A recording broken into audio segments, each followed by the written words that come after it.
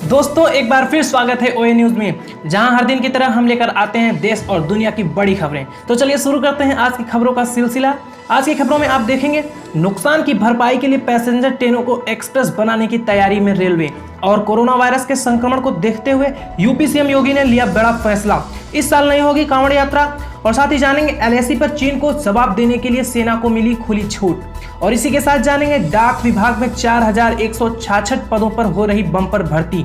10वीं पास कर सकते हैं आवेदन।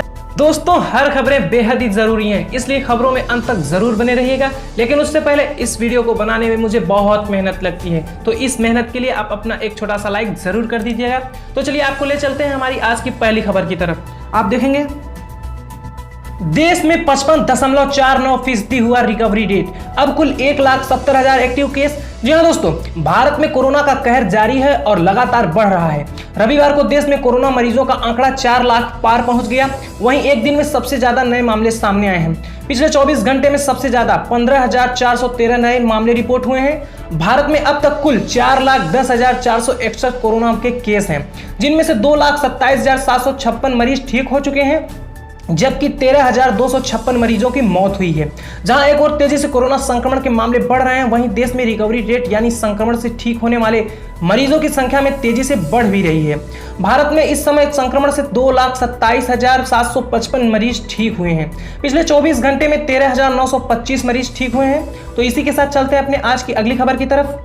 दिल्ली पुलिस को मिला 4 आतंकियों के राजधानी में प्रवेश करने का अलर्ट, सघन तलाशी अभियान शुरू। जी हां दोस्तों, कोरोना काल होने के बावजूद पाकिस्तान अपनी हरकतों से बाज नहीं आ रहा है। दिल्ली पुलिस को मिले ताजा अलर्ट के मुताबिक 4 आतंकवादियों के राजधानी में प्रवेश करने की खबर है। दिल्ली पुलिस को मिले अलर्ट के मुताबिक यह आतंकवादी कुख्यात आतंकवादी संगठन लश्कर-ए-तैयबा या जैश-ए-मोहम्मद से जुड़े हो सकते हैं। सूत्रों ने बताया कि अलर्ट में कहा गया है कि इन आतंकवादियों के पास गोला बारूद भी हो सकता है और इनका मकसद दिल्ली में एनसीआर में तबाही मचाना है। सूत्रों के मुताबिक दिल्ली पुलिस ने इस अलर्ट के मिलने के फौरन बाद राजधानी के सभी बॉर्डरों पर सघन तलाशी अभियान शुरू कर दिया है। तो इसी के साथ एलएसी पर चीन को जवाब देने के लिए सेना को मिली खुली छूट।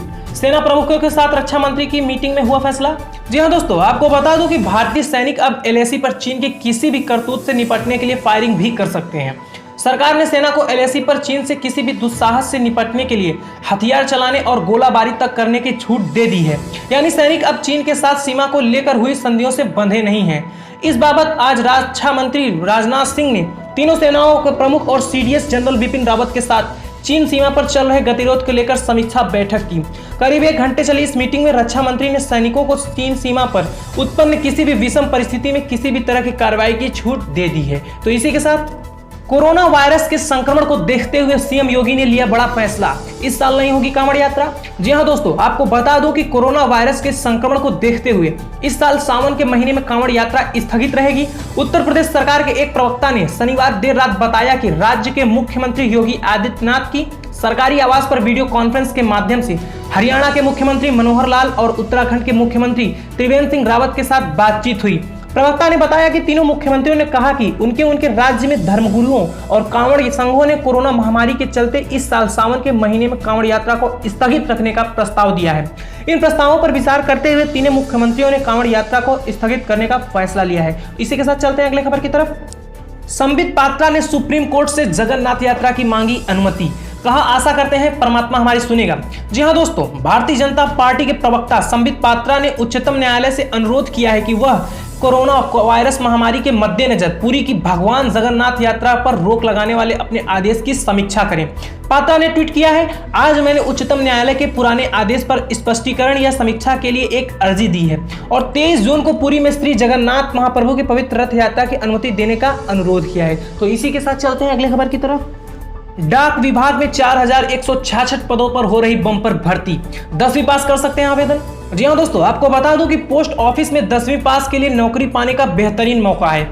इच्छुक उम्मीदवार इंडिया पोस्ट ऑफिस की ऑफिशियल वेबसाइट appost.in पर जाकर आवेदन कर सकते हैं। आवेदन करने की अंतिम तारीख 7 जुलाई 2020 है। पद का नाम ग्रामीण डाक सेवक है। वहीं आपको बता दूं कि इंडिया पोस्ट ने उत्तराखंड, हरियाणा और मध्य प्रदेश के सर्किल के लिए ग्रामीण डाक सेवक यानी जीडीएस के लिए 4166 वैकेंसी निकाली हैं। इनमें से 834 वैकेंसी एमपी के लिए, 724 उत्तराखंड पोस्ट सर्किल के लिए बची हुई हैं और 608 हरियाणा पोस्टल सर्किल के लिए हैं। तो इसी के साथ चलते हैं अगले खबर की तरफ। भारत को बड़ा झटका देने की तैयारी में अमेरिकी राष्ट्रपति ट्रंप ले सकते हैं ये फैसला। जी हां दोस्तों, कोरोना वायरस महामारी से अमेरिका में अपने नागरिकों की नौकरी बचाने के लिए अमेरिकी राष्ट्रपति डोनाल्ड ट्रंप भारत को बड़ा झटका दे सकते हैं। अमेरिकी राष्ट्रपति ट्रंप H-1B L-1 समेत अन्य वीजा को निलंबित करने के लिए एक आदेश पर जल्द हस्ताक्षर कर सकते हैं। माना जा रहा है कि ट्रंप इस फैसले के पीछे कोरोना वायरस से पैदा हुई बेरोजगारी प्रमुख कारण है। अमेरिका को कोरोना वायरस ने बुरी तरह प्रभावित किया है, जिसके कारण वहां लाखों लोगों की नौकरी जा चुकी है।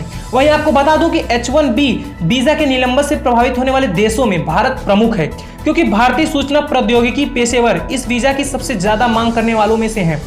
H-1B वीजा एक गैर आव्रजन वीजा है। यह अमेरिकी कंपनियों को विदेशी कर्मचारियों की नियुक्ति करने की सुविधा देता है, विशेषकर प्रौद्योगिकी विशेषता वाले कामों में। तो इसी के साथ चलते हैं अगले खबर की तरफ। चीन से जारी तनाव के बीच सेनाओं को मिली 500 करोड़ के घातक हथियार खरीद की मंजूरी। जी हां दोस्तों, आपको बता दूं कि पूर्वी लद्दाख में चीन सेना से जारी तनाव के बीच सरकार ने तीनों सेनाओं को घातक हथियार और गोला बारूद की खरीद के लिए 500 करोड़ रुपए के आपात फंड को मंजूरी दी है।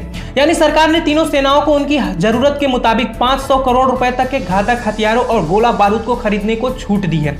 एक वरिष्ठ अधिकारी ने बताया कि सरकार ने तीनों सेनाओं के उप प्रमुखों को खतरनाक अस्त्र शस्त्रों की तात्कालिक और आपात खरीद के लिए 500 करोड़ रुपए तक की वित्तीय शक्तियां दे दी गई हैं। तो इसी के साथ चलते हैं अगले खबर की तरफ। नुकसान की भरपाई के लिए पैसेंजर ट्रेनों को एक्सप्रेस बनाने की तैयारी में रेलवे। जी हां दोस्तों, कोरोना वायरस ने रेलवे को नुकसान में धकेल दिया है। लॉकडाउन में एक पैसे की कमाई नहीं हुई, उल्टा करोड़ों रुपए खर्च हो गए। अब चुनिंदा ट्रेनें दौड़ रही हैं तो मामूली आवाक हो रही, लेकिन खर्च कई गुना ज्यादा है। तो इस घाटे की भरपाई करने के लिए रेलवे ताबड़तोड़ मेहनत कर रहा है। कई विकल्पों पर रेलवे बोर्ड ने काम चालू कर दिया है। इसी में एक विकल्प पैसेंजर ट्रेनों को एक्सप्रेस बनाना है। ऐसा हुआ तो कम आय वालों को, यात्रियों को उस यात्रा पर ज्यादा खर्च करना होगा जिस पर लॉकडाउन के पहले वे कम रुपए खर्च कर अपनी यात्रा पूरी कर लेते थे। सीधा मतलब है कि रेलवे बोर्ड चुनिंदा पैसेंजर ट्रेनों को एक्सप्रेस बनाने जा रहा है। इसके बाद ट्रेनों की रफ्तार में मामूली बढ़त का दावा है, लेकिन किराया उससे ज्यादा बढ़ जाएगा। तो इसी के साथ SBI के कर्मचारियों को जल्द मिल सकती है वर्क फ्रॉम एनीवेयर की सुविधा।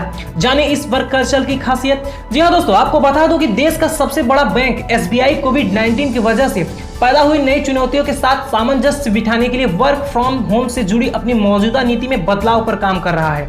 भारतीय स्टेट बैंक की वार्षिक रिपोर्ट में कहा गया है कि आने वाले समय में बैंक डिजिटल टेक्नोलॉजी को त्वरित तरीके से अपनाएगा। साथ ही बैंक जोखिम और कारोबार से जुड़े नियमों का आकलन भी करेगा। वहीं आपको बता दूं कि कोविड-19 महामारी की वजह से यह साल पूरा काफी चुनौतीपूर्ण रहने वाला है। इसी को देखते हुए बैंक वर्क फ्रॉम होम से जुड़ी अपनी मौजूदा नीति को अपग्रेड करके वर्क फ्रॉम एनीवेयर करने की दिशा में काम कर रहा है। सो दोस्तों, आज की खबरों में बस इतना ही। आपसे लेता हूं विदा, लेकिन उससे पहले अगर आपने हमारे चैनल को सब्सक्राइब नहीं किया है तो प्लीज लाल बटन को दबाकर सब्सक्राइब कर लें और हाँ, घंटी बजाना ना भूलें। धन्यवाद।